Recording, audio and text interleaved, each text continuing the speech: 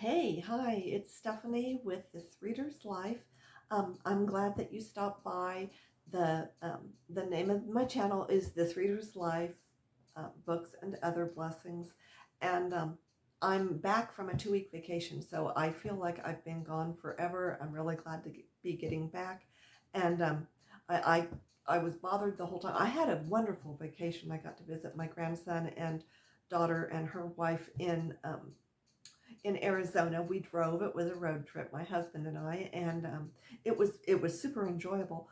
But it kind of hung over me. I wished that I had everything that I needed with me to film maybe a couple of videos, and I could have posted some pictures, but I was so excited to be with my grandson that I decided to just enjoy my time and not try to make it into anything more than that. And then I kept thinking consistency about booktube, and so I'm back now, so that I guess that's what really matters. So anyway, I'm going to do an April wrap up because I think I don't anticipate finishing any more books in April. I'm starting to get my May to be reads put together, which I'm going to do as a completely different video, but this is my April wrap up. I'm going to use my glasses because I took notes because I read quite a few books, and I'm very excited and pleased about it. So the first one is I finished Unbroken, which is the book by Ellen Hillenbrand, and it's the one it's a World War II story. What's the subtitle? A World War II story of survival, resilience, and redemption. And I did finish it. It was a long book, and it was hard to read because of the content was parts of it were very depressing.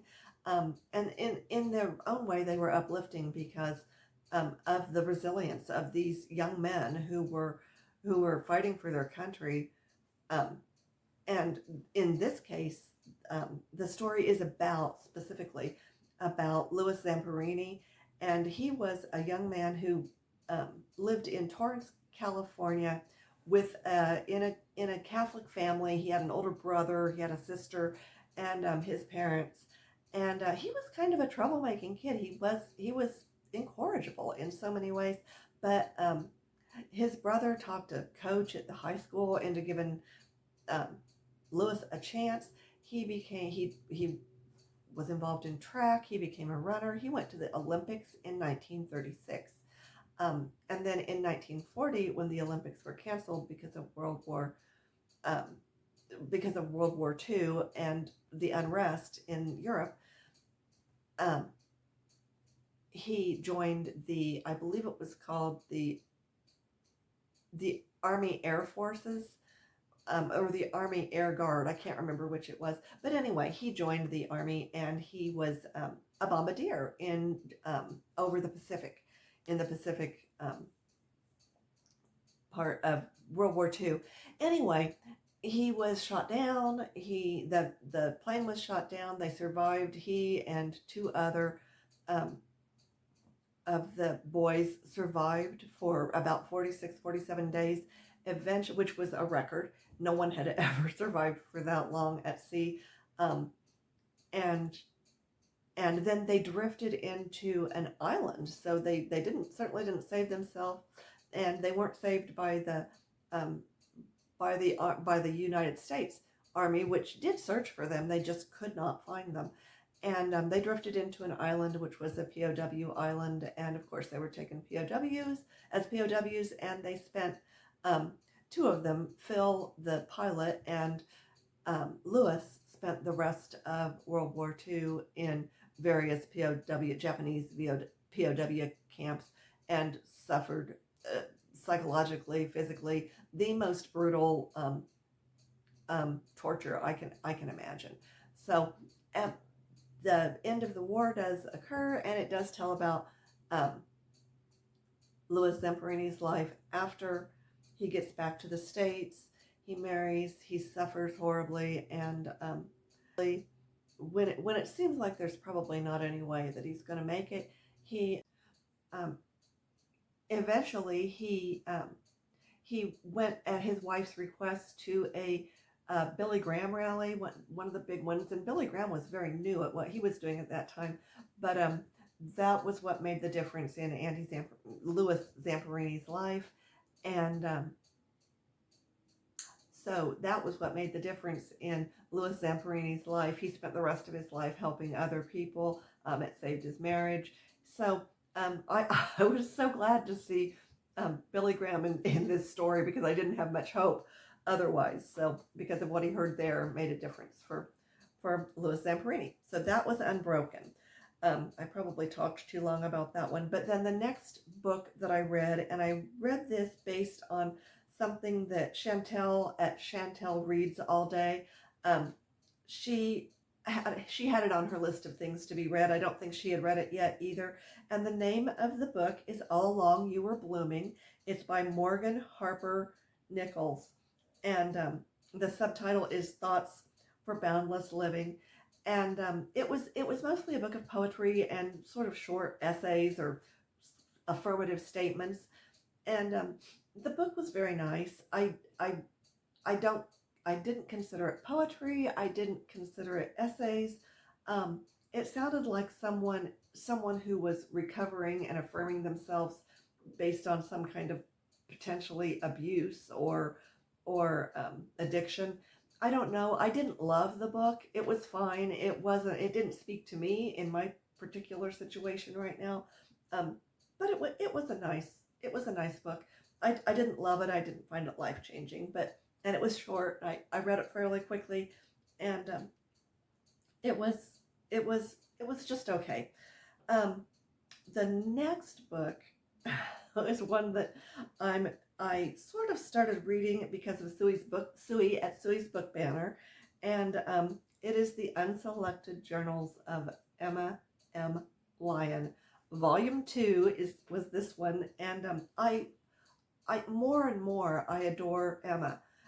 She's quirky, she's honest, she's most of the time she's quite a young lady in the 1880s in the name of the town that she lives in, I believe, is St. Crispians, and she lives in the attic of a home that she actually owns because she's not quite old enough to take care of it yet. I believe that's the reasoning behind it, and because of some kind of an incident that had happened. But in volume 2, we get to find out more about the mysterious gentleman who lives in the apartment next door to her in the garret of this home, and they pass notes through a crack in the wall, I believe, and then we also get to see her adventure of trying to rescue a volume of books it's Jane Eyre in 3 volumes that was confiscated by the headmistress of her former school, and how she and a friend of a friend, a gentleman, go to the school by train to try to retrieve the book. And it's of great importance to all of the members at the school who have read Jane Eyre, which they read surreptitiously or in secret, as it wasn't acceptable literature there at the school at the time. So it was very fun, and I enjoyed Emma so much. I can't wait to read the next one. I've already got it ready. I've been listening to those, and I enjoy listening to them a great deal.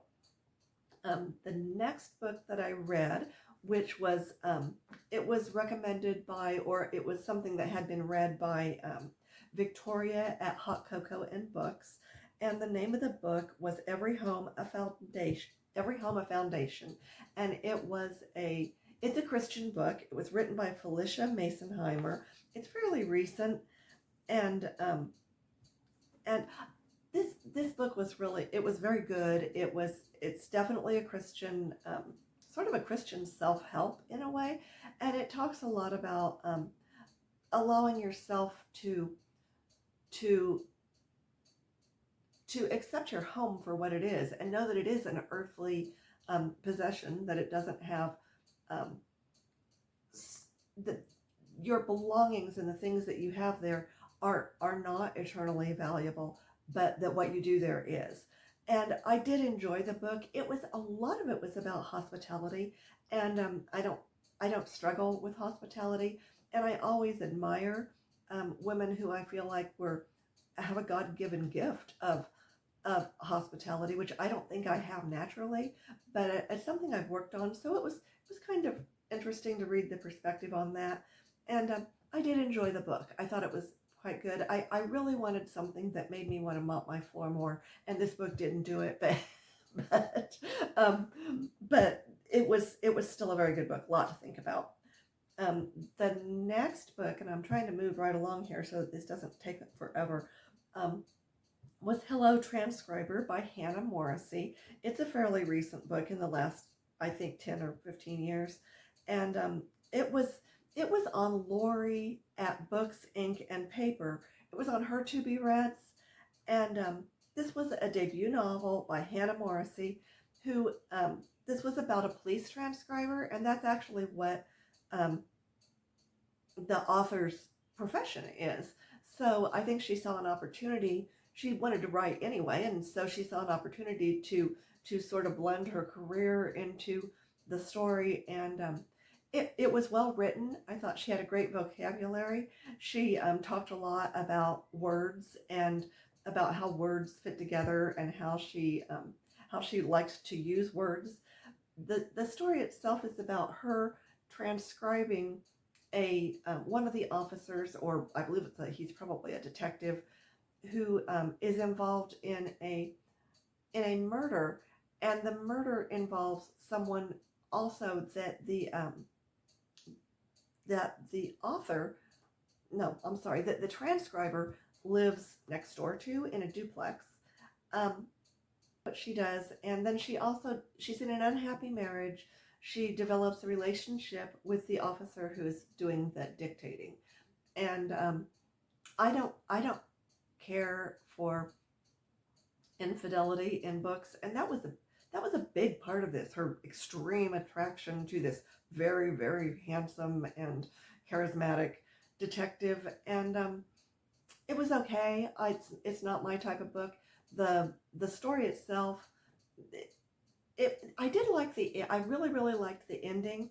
I liked some of the vocabulary that was used in it. I felt like she had like the author probably made really good use of a thesaurus and pulled off using some words that were interesting to me. It was a good book. It wasn't life changing. It's not one that I would say um, I would think in my mind I can't wait to read the next book by this author. But mysteries and police procedurals and things like that aren't really my type of book. But I didn't hate this book, and I thought it was well written.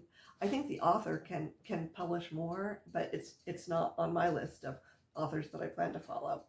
Um, the next thing that I said I would like to read was The Song of the Lark by Willa Cather. I've read none of Willa Cather, and this was recommended or mentioned by Pat at Book Chat with Pat, and I could not find the book. I went to the library. I could have bought it, of course, but I'm kind of in a no-buy year, so I thought I'm going to hold out. But I did find at my library Oh Pioneers and by Willa Cather, and so I went ahead and chose that one. I have not finished it yet, so I'm not going to talk about it a lot. But so far, at the very beginning, um, it takes place in Nebraska.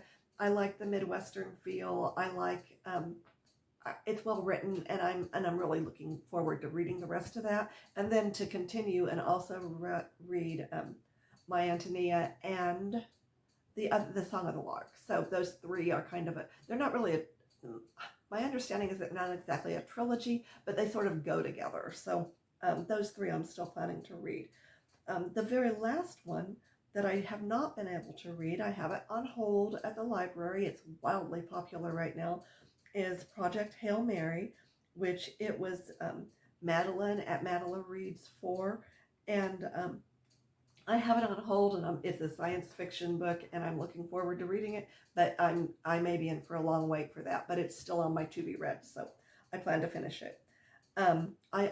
And then another one that I read while I was in Arizona in the evenings and out by the pool a couple of times, and it was a long book, about 700 pages, and the name of it was Clara Callan, by Richard B. Wright. He is a Canadian writer. It was published around 2001, and this is an epistolary novel about, it's really about two young women um, during the 1930s, middle 1930s, leading up to the World War II.